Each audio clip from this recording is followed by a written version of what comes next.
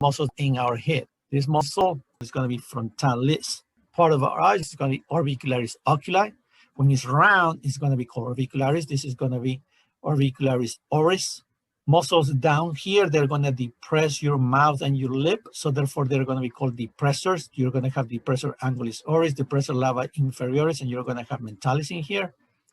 On the side, you're going to have the rhizoris that is going to elevate the corner of your lip up when you are smiling. What elevates your lip up? You're going to have two muscles that will go towards your zygomaticus bone. These two muscles, one of them is going to be the zygomaticus major, and the other one is going to be the zygomaticus minor. If we scroll down, we have a lateral view of these muscles. This is the frontalis. This muscle is going to be temporalis. So this is going to be the occipitalis. Right here in the top, we do not have a muscle. We have a membrane there called the gallia aponeurotica. This big muscle right here, this big muscle is going to be called the masseter. That's the muscle that we're going to use for chewing. Right here, this is going to be the buccinator that's going to help us, for example, to play the trumpet, to inflate the balloon. In your neck, we're going to have this flat and wide muscle. This is going to be called the platysma. It covers basically the entire neck.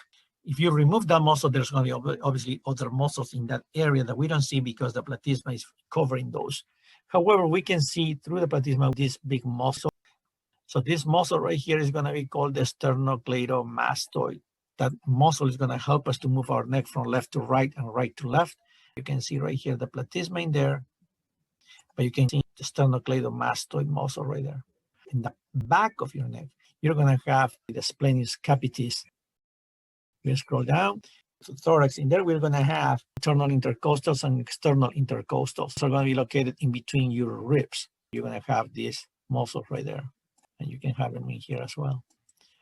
You look at the front of your thorax, you're going to have pectoralis major. The pectoralis major covers your thoracic cavity like this in the front.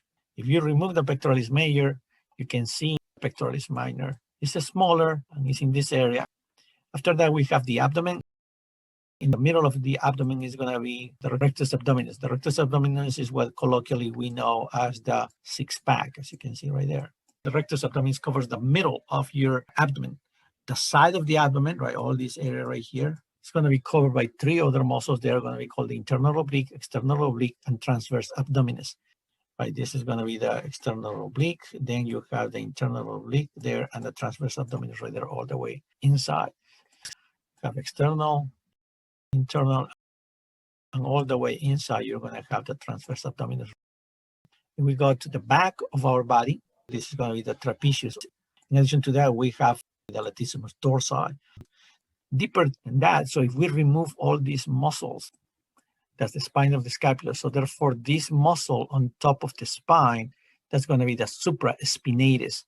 This muscle below the spine, that's going to be the infraspinatus. Below those two muscles, you're going to have the teres minor and teres major. Next to the internal border of your scapula, you will have the rhomboid major and rhomboid minor. And right here, you have your deltoid.